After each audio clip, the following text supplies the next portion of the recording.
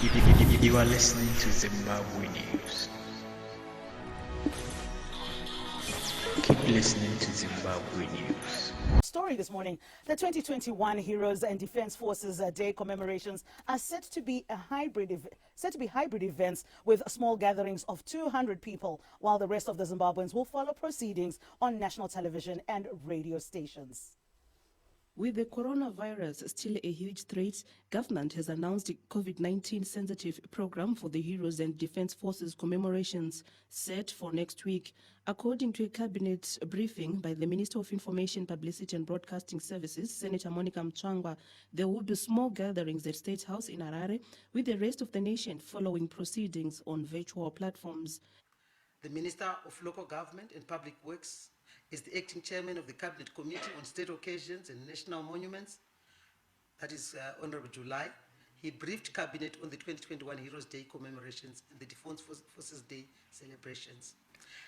There will be small gatherings this year to mark the Heroes Day commemorations. The 2021 main Heroes Day commemorations, which will be held on 9th August at the National Heroes Acre, will be a hybrid event with a small gathering of 200 people, depicting the national outlook such as war veterans, spouses of heroes, and heroines and the youth. At this occasion, His Excellency, the President Comrade E.D. Mnangagwa, will address the nation using virtual platforms. In addition, the President will confer medals on 16 recipients in various categories of honors and awards. Heroes Day commemorations will also be held at all the provincial shrines on the same day, where Ministers of State for Provincial Affairs and Devolution will officiate. Gatherings at the Provincial Heroes Acre will be limited to 50 persons, and these 50 persons should be drawn from the respective districts in that particular province. The Ministers of State will also confer medals on nominees of the 2021 honors and awards. Then the Defense Forces Day celebrations will be held on the 10th August 2021 at State House in Harare, with the rest of the nation following proceedings on virtual platforms. The celebrations will be attended by fully vaccinated persons who will also undergo COVID-19 testing. In our next story, communities in the Mutasa district are benefiting from school-driven empowerment and environmental management programs that seek to promote sustainability in rural areas. Let's get more on that story. With the rural development widely viewed as key to national progress, a Mutasa-based school is promoting agriculture, preservation of the environment and social reform as a basis for a vibrant rural society. Having championed a number of such initiatives in Mutasa district, the local community is appreciative of the support. Saka tirondowedzera kusima futi kuti pana papese papere ngemifrutu iri kutibatsira zvakanyanya. Ndobatsirwa na maimbo pasi na bambo pasi mwanasikana wangu Juliet akatanga ari grade 5 izvi zva form 3. Nesapoti yatiri kuwana kunositsa iri kutisimudzira zvakanyanyisisa. Pagore tinokwanisa tinobudisa miti zvekuma 10,000 tinobudisa pagore. Saka apa zvinezvi pastage yandari handasimuka. We have got different types of layers. We also have fish ponds here. So whatever the school is doing, they've also given that to the staff. With the protection of the environment being everyone's responsibility, a paper recycling project has been set up with the school producing tissues and egg crates. Mapepa vanonyora matest avo vakurasa mapepa isu hatirasi mapepa ati kuashandisa kugadzira macrates emazai tokusira mazai togadzira zvakare maco ematissues. Katasa project taurwa na president yemiti miti iri apa you can sustain this household. Vane solar lighting, vane magetsi avo, vane appliances avakatenga through projects ema-avocado nema-projects ema-peaches. Gnostics yaita empowerment kuchikoro, kuvana vechikoro, kumaticha ne-community. With the country advancing the devolution agenda, investment towards rural economic growth is expected to ensure they become active players in growing their provincial economies. Kenya Sivuje, ZBC News, Mutasa. Imagine what it would be like meeting your old friend after more than 20 years. Now, this was the scenario with President Emmerson Mnangagwa met his colleague, Comrade Silas Takawira Mashupiko Masawi at State House in Harare this Tuesday.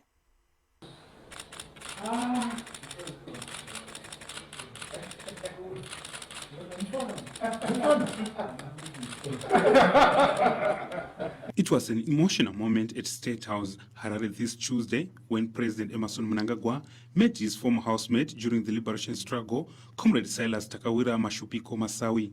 The two stayed together at Comrade Michael Mawema's house in Highfield and were only separated by imprisonment.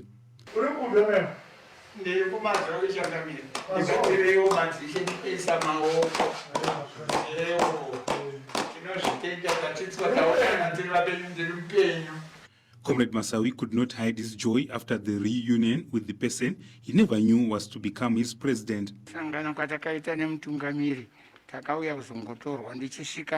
Ndichinzina Michael Mawema muchagara nemukomana wemuri vaviri tiri kuHighfields kuimba yakanga iri opposite nemutanga club.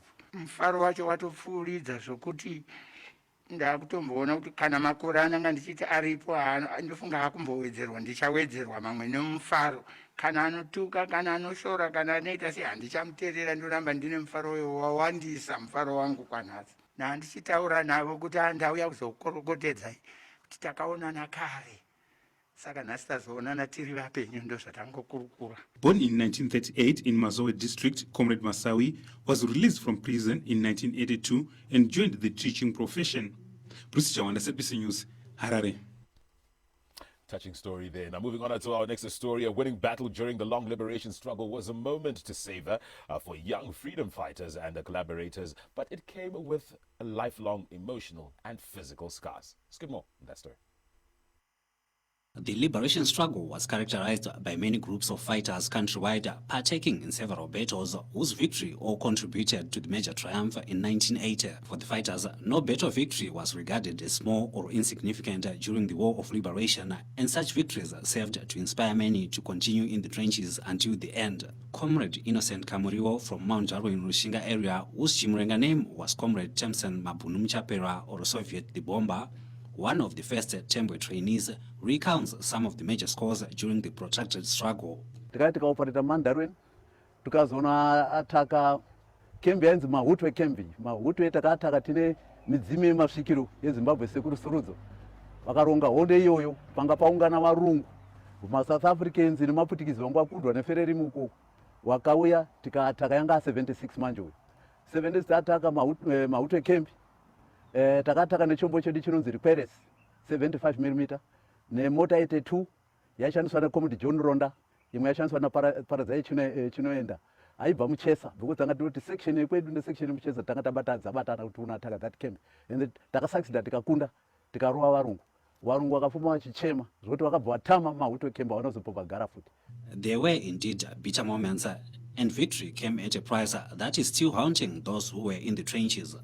Kwakazodonedzwa helicopter nomufananidzo Kennedy akarowa helicopter nerifle akarowa helicopter ikadonha ipapo zvokutoti ndopandakazokuwara inini matabhomba nendege netumaringi tumavhamba tumanhingirike tumarumanya tuya ndopakabhomba ndege nokuti kana ndege ichibhomba haunze explosive ipa unomuudza kunge padonedzwa masaga iwe unozotobva mubhedhero uzotoona kuti ndatokuwara ndikati ndopandakakuwara gumbo. Pakafa makomrades akawanda takakuwara zvakaipisisa ndikakuratidzai chimiro chandinacho kana ini nanhasi handichifariri ndinonyara kupfeka hembe dzakakwira kana pane vamwe ndinogara ndakapfeka hembe dzakadzika. As the country celebrates the sacrifices of the departed and surviving heroes and heroines of the struggle this month of August, Zimbabweans have time to reflect on the past and cherish the ultimate sacrifices that ushered in the freedom they enjoy today. Wellington Makonese, ZBC News, Harare. The custom of paying a bride price, which dates back to time immemorial and is based on a certain way of conduct, has been given a new face, with most girls going for the glitz and glamour on their special day. Let's get more details. The ceremony used to be a private affair where the bride and the groom's immediate family members would gather and deliberate on the bride price or lobola. However, the ceremony is slowly being commercialized, with locals probably borrowing from other countries like Nigeria and South Africa. This, among other things, has seen the birth of the Rora Squad, a phenomenon which has hit local lobola ceremonies by storm. The bride and the squad will be dressed in matching outfits, showing off their fashion statements, with the day turning out to be more of a fashion show than a traditional ceremony. Some feel this has resulted in the rite losing its appeal, as couples are now diverting from the norm. Tikatarisa masonero anozoitwa dzehembe dzachona dziya, dzimwe dzinenge dzichibata, dzimwe dzinenge dziri pfupi, zvasiyana nezvataiona tichikura kudhara. Kudhara kwaine kupfeka kwedu kwataingozwa kuti mudzimai anopfeka dhirezi rake rakanaka rinenge richiti kana uchifamba vanhu vanenge vachikuyemurawo. Zvichaenderana netsika dzedu, ndipo paya ndosaka muchiona kuti ndinoita kuroorana kwemazuva yangu 2 minutes sokutaura kwandamboita, ngokuti ndizvo ziya zokungoita pride panguva iyoyo. Kubva ipapo munhu apo nepapo umbunzo kuti nzi vanhu vaya vanga vakaunganidzana vanhu vaya havasiri vese. Zvinhu zvakanaka, asi tikatarisa pakudhara vanhu vainyatsokutevedzera tsika chaidzo dzemazuva plus mamereji acho ailasta. Zvemazuva ano izvi zvakungoita kunge mahumbo kunge amena. However, some argue that there is nothing wrong with the new trend since culture is dynamic. I think it's a good idea. Tichitarisa mamiriro aita zvibhuko zvino takufambirana nenguva. Kana inobva ndakatoroorwa ndakatozviitawo, saka handioni zvakashata, zvakanakawo. Chinguva ichocho kungoenjoya zvenguva iyoyo. Hatina chatingamboti chakashata. Nokuti kuroorwa kwemunhu hakungaiti private. Nokuti handimuda zongoziva kuti anonzi mainingi. Saka ndipo mukutongoziva kwacho. Nokuti zvakangofanana kana kutokoka munext door chaiko.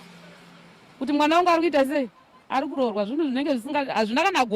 The decency and privacy which used to be associated with the day have been replaced by flamboyance and fashion statements, and it is now left to would-be brides to follow the new trend or to uphold the African tradition for posterity. Colette Msanyira, ZBC News, Harare. Well, I guess on that very fashionable note, we come to the end of our early. So what are your thoughts? You know what? There's some time ago, I think there was a bit of a commotion on social media about the issue of dressing in bridal parties, the Rora parties as they're called. Right. Yeah, because someone stole someone's husband. So people were saying that, you know what, is it about the dressing? You know, I think the pomp and fanfare is going a bit overboard to the point where then people are missing the mark of having to actually concentrate on the union itself. Definitely. It's not about a fashionable thing. What I think what's also very important to appreciate is to be able to find a way to modernize. Absolutely. We have to be able to find a way to make sure that it does fit in with the times, but at the same time, we don't lose out on the ethos and fundamental function of that particular ceremony. Absolutely. But I do love the outfits, though. I've got a whole lot of friends who are designers who make those, and they're really, really good at it. So, yeah, kudos to everyone who's looking good on your Rora day, on your special day. Now, coming up next, we're going to get into our press review, looking at our local news and some of the stories that we're looking at developing in and around the country. Tongat predicting some marginal increases around the sugar output, and Mpilo Hospital in Mlawa is setting up a COVID-19 center for minors. However, we always do implore you to get the paper. Absolutely. As we always say, please go out and buy the newspaper. Here, we just give you the snippets, the highlights of what is actually in the paper. So please go out there, support our local press, buy the newspapers. Press review coming up next.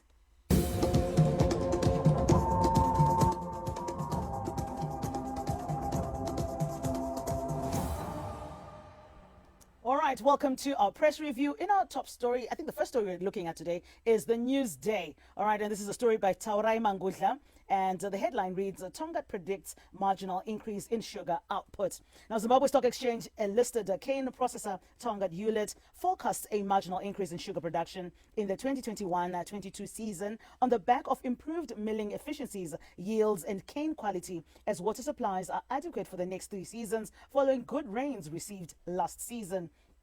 In a statement accompanying abridged audit results for the year ended March 31, 2021, Tongat said above normal rainfall received last season provided adequate water to cover the industry for at least 3 more seasons at normal water use. Farai, we are still with the Newsday. What's the next story? Our next story coming up, our headliner reads, Mpilo set up COVID-19 Center for Minors, a story by Ngobani Ndlovu.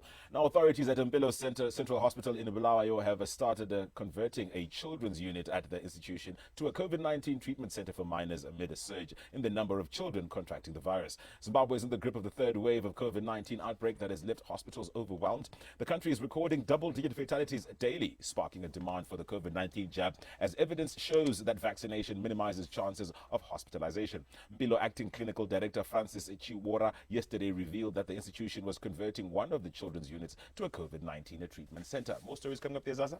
Absolutely. Let's turn to the back page of the Newsday. This is a story by Kevin Mapasuri, and it reads, Zim Cricket seek Ireland to nod. Now, Zimbabwe Cricket has sought government clearance for the national men's team to travel to Ireland for a tour of white ball cricket this month. The team was supposed to have traveled soon after the Bangladesh tour that ended last week, but the trip was postponed after complications arose over COVID-19 protocols. The respective boards have come up with new dates for the tour, which will see the two teams contest 3 one-day internationals in the Super League, as well as the same number of T20s. Now, Zimbabwe Cricket Managing Director Give Momakoni confirmed the plans, but said everything will depend on the government clearance. We're still with the Newsday. What's happening there? Yes, still within the sport headliner reads, Katsande closes in on a new job, story from Fortune Mbele. Now, by big spending, new DSTV Premier League side Sekhukhune United have reportedly tabled a 2-year deal for former Warriors skipper Willard Katsande, dismissed by Kaizer Chiefs last week. The two parties, Sekhukhune and Katsande, are said to be locked in a discussion that are at the advanced stage, and the midfielder is said to have agreed in principle and will soon be officially unveiled at the club. Other reports in South Africa suggest that a Walter Musona and a McClive Peary are set to be released. But our final story coming up there, Zaza. Absolutely. On our final story, this is an art story by Winston Antonio, and the headline reads, Zimbabwe has great artistic talent. This is from Chikukwa. National Gallery of Zimbabwe Executive Director Raphael Chikukwa says the country's participation at the forthcoming La Biennale di Venezia exhibition set for Venice, Italy next year proves that there is an abundance of local talent. Zimbabwe will be represented by Ronald Muchatuta, Cresia Mukwaji, Terence Musekiwa, and Wallen Mapondera at the 59th edition of this exhibition, scheduled to run from May to November next year. All right, that's what we have for you in terms of press review. All right, so now coming up next, we'll be having Business Breakfast. Yeah, getting to our Business Breakfast and look at a few stories we'll be touching on there. The tobacco matrix being a critical area of discussion. Garlic production in Goromonzi, along with the Invictus vibes of the oil and gas development, and South Africa engaging issues around a really fun. Business Breakfast coming up next.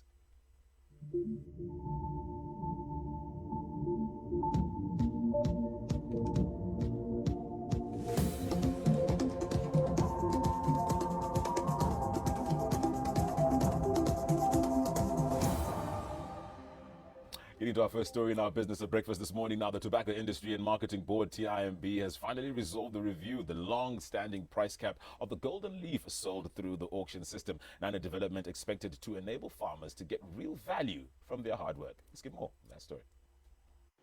For many years, the highest price per kilogram of tobacco sold through the auction system stood at $4.99, a cap that has been attributed to less sales through auction as compared to the contract system, where the average price is well above $5 per kilogram.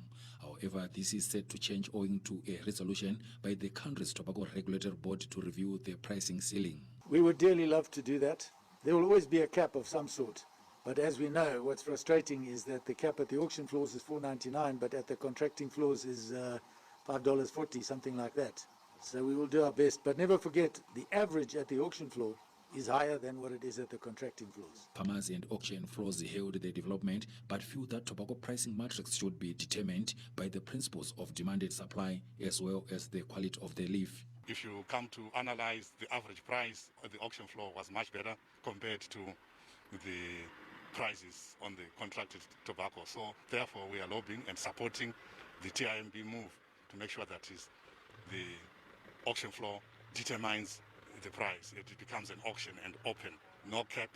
The price should be determined by the market. We believe this will be a great move that will not only boost the volumes coming through the auction, but it will have a very good effect on the profitability and viability of our customers. The removal of the 499 auction system cap comes on the backdrop of a $60 million United States local funding availed by government to revive auction floors, which are expected to boost the country's tobacco net foreign currency revenue from 12.5% to 30% in the coming season. Tentai Munengwa, ZBC News, Harare. We continue with more stories from the agricultural sector, where farmers in Goromonzi have embraced garlic production as the uptake of the cash crop continues to grow in rural communities. Zimbabwe's quest to become a major garlic producer continues on a good path, with rural farmers embracing the crop. One such farmer is Mrs. Catherine Ngoto of Acturas, Goromonzi, who acknowledged the crop's potential to becoming a significant foreign currency earner for the country. So this plot is open for those who want to learn. You come and learn. I encourage the youths out there, the women out there, especially women. Let's not spend our time doing nothing. There's always something to do in our gardens. You don't have to have much water. We can use our watering cans. We can use our buckets to do garlic, and we can put our crops together for sale, to sell for foreign currency, and add to the gross domestic product and make Zimbabwe proud again. That bread basket of Africa can be done by us. Zimbabwe is our soul. Let's do it. The government has also joined the private sector in the production of the crop. The garlic that you see here is 2,000 square meters, less than half a hectare. And the revenue derived from this 2,000 hectares, 2,000 square meters, is plus or minus